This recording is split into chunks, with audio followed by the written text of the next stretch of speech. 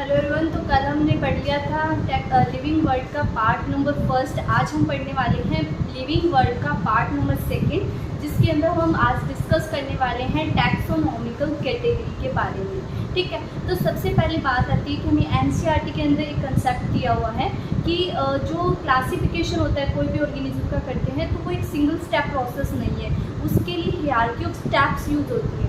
ठीक है, और हर जो स्टेप होता है ईच स्टेप, जिसको अपन टैक्सोन या फिर कैटेगरी बोलते हैं, वो जो कैटेगरी या फिर टैक्सोन होता है वो ओवरऑल अरेंजमेंट का, यानी कि ओवरऑल टैक्सोनॉमिकल अरेंजमेंट का एक पार्ट होती है। ठीक है, जो कैटेगरी है और अपना टैक्सोन है वो यूनिट ऑफ क्लासिफिकेशन होती है। ये क्वेश्चन बहुत इंपॉर्टेंट है, यूनिट ऑफ क्लासिफिकेशन। तो यूनिट ऑफ क्लासिफिकेशन कौन सी होती है? कैटेगरी या फिर टैक्सोन। ठीक है, और सारी कैटेगरी को टैक्सोन को अगर कंस्टिट्यूट कर दे तो एक सिंगल वर्ड नेम यूज़ किया जाता है जिसका नाम है टैक्सोनॉमिकल हायरार्की।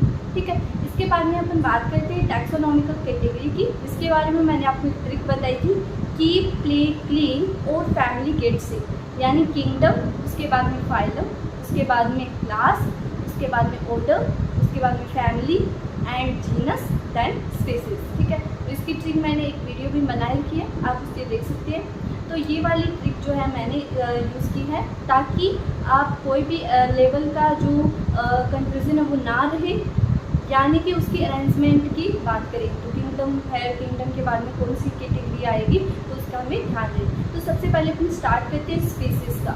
स्पीसीज़ क्या होती है? कोई भी ऑर्गेनिज्म जिनकी फंडामेंटल सिमिलैरिटीज़ हो, ठीक है, उनको एक स्पीसीज़ के अंदर रख दिया जाता है। तो फंडामेंटल सिमिलैरिटीज़ वाले को किस में रखा जाता है? स्पीसीज़ के अंदर। एंड उसके बाद में देखते हैं कि एक जीनस है, उसके पास में बहुत सारी स्पीसीज हो सकती हैं। ठीक है, जैसे मैंजिफेरा इंडिको है, अपना सोलेनम ट्यूबरोसम है, एंड पैंथेरा लियो है। तो लियो एंड ट्यूबरोसम एंड इंडिका ये क्या है? स्पीसीज है। तो ऐसे एक जीनस के पास में बहुत सारी स्पीसीज हो सकती है। अब बात करते हैं नेक्स्ट टैक्सोनॉमिकल कैटेगरी जीनस की। जीनस क्या होता है? जीनस होता है कि जो रिलेटेड स्पीसीज होती है उनका एक ग्रुप होता है, जिसे अपन बोलते हैं जीनस। ठीक है, तो इसमें थोड़ी लेस सिमिलरिटीज़ होती है स्पीसीज से, लेकिन जीनस होता है वो रिलेटेड स्पीसीज का ग्रुप होता है। ठीक है, और मैंने बताया था कि एक जीनस के पास में बहुत सारी क्या हो सकती है? स्पीसीज हो सकती है, जैसे कि पैंथेरा लियो है, पैंथेरा पार्डस है, पैंथेरा टाइग्रिस है। तो इन सारी स्पीसीज का एक ही जीनस है, वो है पैंथेरा। ठीक है, इसके बाद में अपन बात करते हैं नेक्स्ट टैक्सोनॉमिकल कैटेगरी की, फैमिली। फैमिली के अंदर क्या होगा कि सबसे पहले बात आती है कि जो अपनी रिलेटेड जीनस है उसका ग्रुप होता है फैमिली। ठीक है, एंड उसके साथ में हम रिप्रेजेंटेटिव कैरेक्टर को मेंशन करते हैं, वो होते हैं वेजिटेटिव या फिर रिप्रोडक्टिव कैरेक्टर। ठीक है, इसके अलावा हम बात करते हैं कि जो फैमिली होती है वो कौन सी, जैसे कि फैलिस है, उसको एक फैमिली के अंदर फैलिडी के अंदर रख दिया।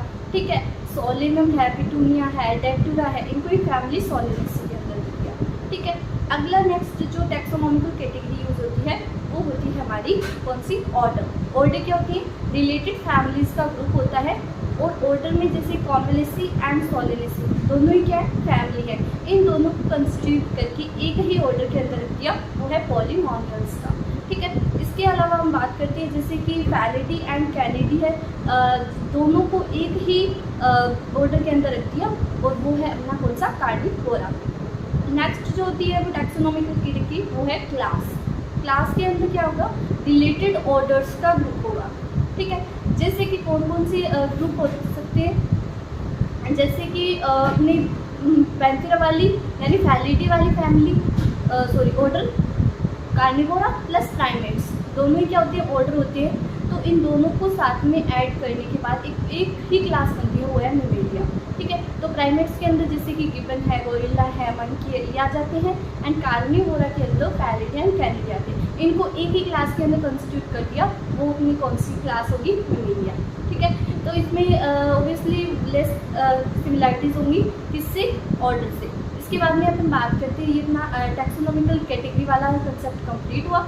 अब नेक्स्ट जो टॉपिक है वो है टॉपिक हमारा टैक्सोनॉमिकल कीज। ठीक है, कीज क्या होती है? कोई भी अगर हमें पर्टिकुलर ऑर्गेनिज्म मिल रहा है तो उसको डिफाइन करना उसकी सिमिलैरिटीज़ या फिर डिससिमिलैरिटीज़ के थ्रू। ठीक है, उसके लिए अपने को दो ऑप्शन मिलते हैं, तो वो कॉन्ट्रास्टिंग फीचर होते हैं, उनमें से हमें एक को सिलेक्ट करना पड़ता है। दोनों ही स्टेटमेंट एक दूसरे की लीड होती है और जिसको अपन जो यूज़ करते हैं, जिससे हम सेलेक्ट करते हैं, उसे अपन टैक्सोनॉमिकल की बोलते हैं। ठीक है, तो ये एनालिटिक नहीं होती है ये एनालिटिक होती है नेचर के अंदर। तो ये बहुत इंपॉर्टेंट लाइन है कि taxonomical keys are analytic in nature. इसके बाद में हम इसका एनालिसिस कर सकते हैं। इसके अलावा हम बात करते हैं, हमारी लास्ट जो टॉपिक है वो है फ्लोरा, मोनोग्राफ। इसके अलावा फ्लोरा है। फ्लोरा क्या होता है? जो हम पूरे के पूरे एरिया के अंदर, ठीक है, कोई भी एक ब्रॉड एरिया के अंदर जितने भी ऑर्गेनिज्म हैं उसको क्या करते हैं, डिफाइन करते हैं उसके हैबिटेट एंड डिस्ट्रीब्यूशन से, तो उसे अपन बोलते हैं फ्लोरा। यानी किसी पर्टिकुलर एरिया के जितने भी ऑर्गेनिज्म उनके हैबिटेट एंड उसकी डिस्ट्रीब्यूशन को क्या करना, मेंशन करना, वो होता है फ्लोरा। मोनोग्राफ क्या होती है?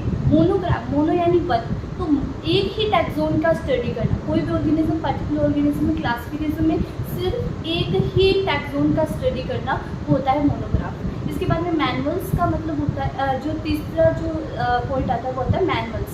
मैनुअल्स क्या होती है?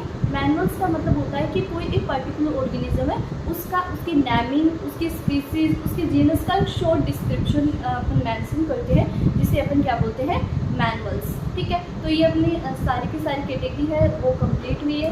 तो गाइस हमारा लिविंग वर्ल्ड वाला चैप्टर कंप्लीट हो चुका है। नेक्स्ट जो चैप्टर है हम बायोलॉजिकल क्लासिफिकेशन स्टार्ट करने वाले हैं, तो वो नेक्स्ट वीडियो में आपको डाल दूँगी। तो ये हमारा लिविंग वर्ल्ड कंप्लीट हुआ। इससे बहुत क्वेश्चन आते हैं, जैसे कि एक टेबल है एनसीईआरटी के अंदर, उसको भी हमें लर्न करना होता है, तो वो जो टेबल है उसके लिए मैं अलग से वीडियो बनाऊँगी। तो वो वैसे बहुत ईजी है, लेकिन इसके लिए बहुत ज़्यादा याद करने का कंसेप्ट भी आपको मैं बताऊँगी। Thank you guys.